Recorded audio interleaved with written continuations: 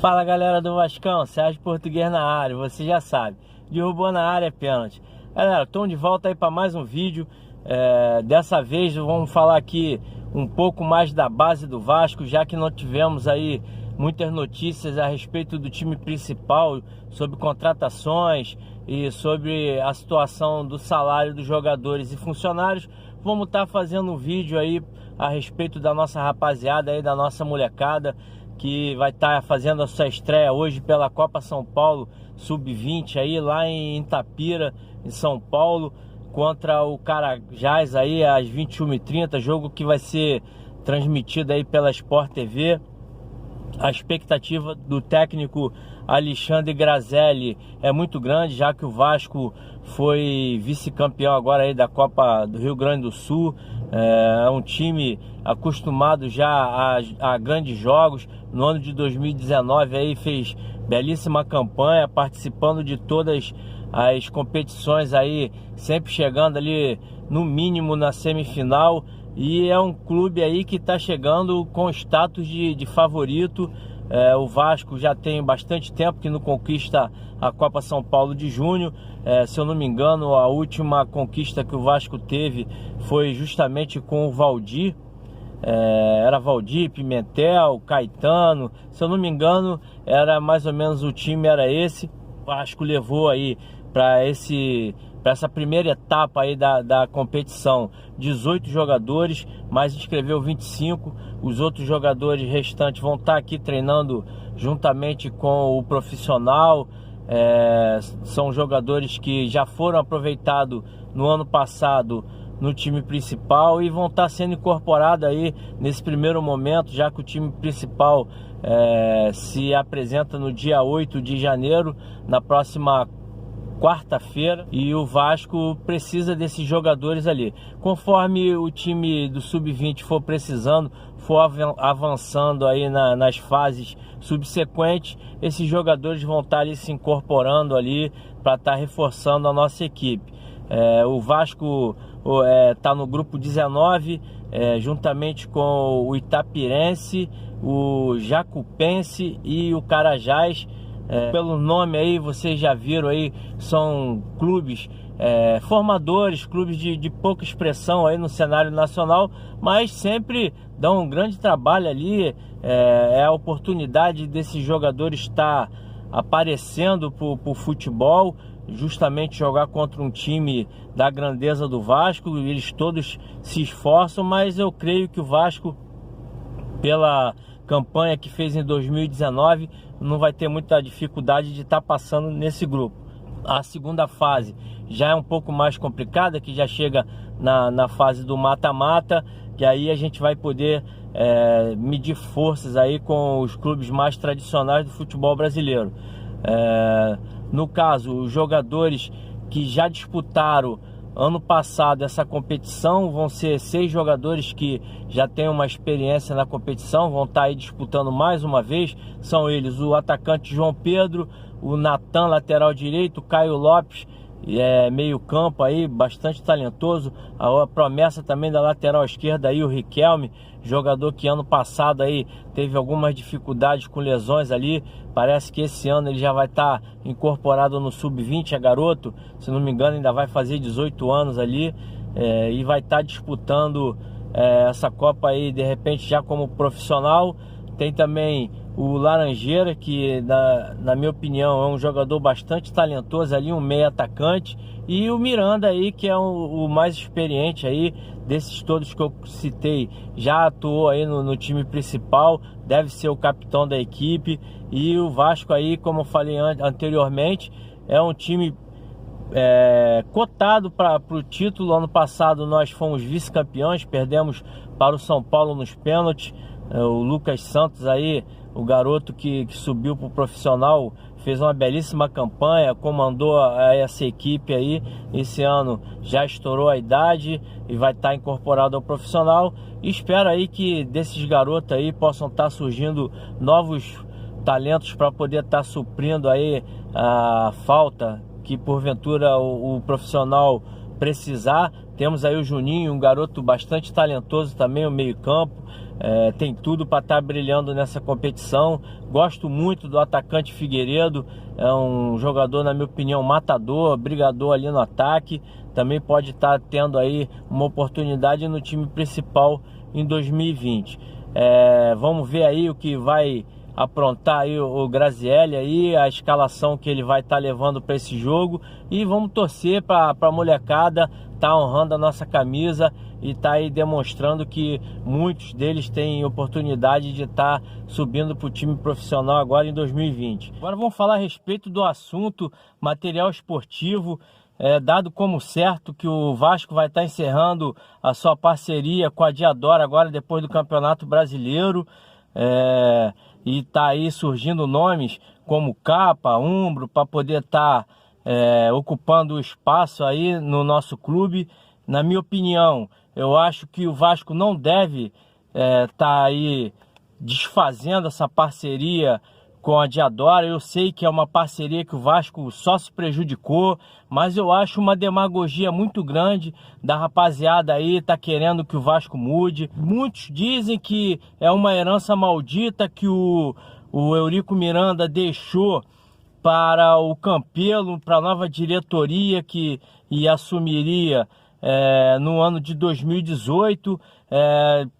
Culparam tanto o Eurico Miranda por essa ação e estão querendo fazer a mesma coisa. O Campelo falou bastante que ele não tinha culpa e agora ele quer fazer a mesma coisa. 2020 é um ano de eleição, no final do ano aí vamos ter aí com certeza a saída do Campelo, e o Campelo vai estar fazendo a negociação com uma empresa, deixando a herança para o próximo presidente. Eu acho que é fazer a mesma coisa que você criticou. A gente não deve querer para os outros o que a gente não quer para a gente, entendeu? Eu acho isso aí uma demagogia muito grande, já está prejudicado, então vamos até o final do ano, já suportamos esse período aí de sofrimento, de prejuízos com a Diadora, com o mau fornecimento de material, mas não devemos estar aí fazendo um contrato com uma nova empresa, contando aí que no ano que vem a gente pode ter aí um novo presidente. Se fosse o Campelo o presidente do ano que vem, tudo bem, mas a gente sabe que a probabilidade aí dele perder é muito grande, e vamos dizer aí que ele feche com a Capa e o próximo presidente, não sei quem seja, se pode ser o Fred Lopes, o Júlio Brandt ou qualquer outro, chegue aí com uma Adidas ou uma Nike aí, a gente não vai poder estar assinando o contrato com essas empresas, já que a gente tem um contrato firmado com a empresa aí que o Campelo escolher. Eu acho, na minha opinião, que o Vasco não deva estar encerrando essa parceria. Eu sei que o Vasco precisa de novas receitas, seria uma receita boa aí a chegada de uma nova empresa de material esportivo, mas o Vasco não deveria estar fazendo com o próximo presidente o que o Eurico fez com o Campelo. Vamos falar aí agora a respeito da situação do Henriquez. O Vasco deu por encerrada aí as suas negociações com o atleta. Parece que a pedida do Henriquez estava muito fora da realidade do Vasco, do que o Vasco poderia estar oferecendo ao jogador, e as negociações foram encerradas. A divisão aí na torcida, tem uma pesquisa aí na Net Vasco que parece que está meio dividida aí a opinião dos torcedores. Muitos torcedores não querem que o Henrique saia, mas na minha opinião é um jogador comum, teve boa participação no ano passado, é notório, a gente não pode negar, mas no final aí já do campeonato veio claudicando ali, veio dando mole em algumas oportunidades. Boatos que correm é que ele estava meio insatisfeito com a diferença de salarial aí entre ele e o Erle, que é o seu reserva principal ali, mas o Vasco, na minha opinião, vai estar dispensando o jogador de maneira correta, não deve estar aí se sacrificando, saindo do seu planejamento, da sua austeridade, por causa de um jogador comum. Na minha opinião, ele é um jogador comum, igual a ele aí temos o próprio Erle, na minha opinião, é um jogador do mesmo nível do Bocani.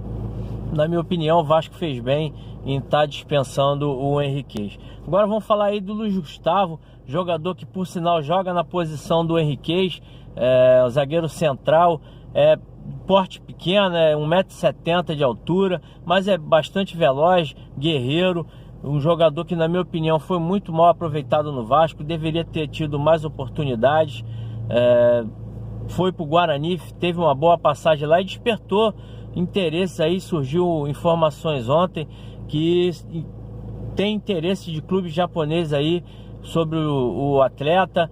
A oportunidade do Vasco tá ganhando um dinheiro aí em relação à venda desse jogador, mas eu acho também que o Abel Braga, já que o Wesley vai ser o único jogador aí, se o Dedé não acertar, vai ser o único zagueiro central que nós temos para o começo de trabalho, eu acho que deveria testar o Luiz Gustavo até poder acertar a situação. Se o Dedé vem, se o Dedé não vier, contratar um jogador aí de mais importância para estar reforçando a zaga.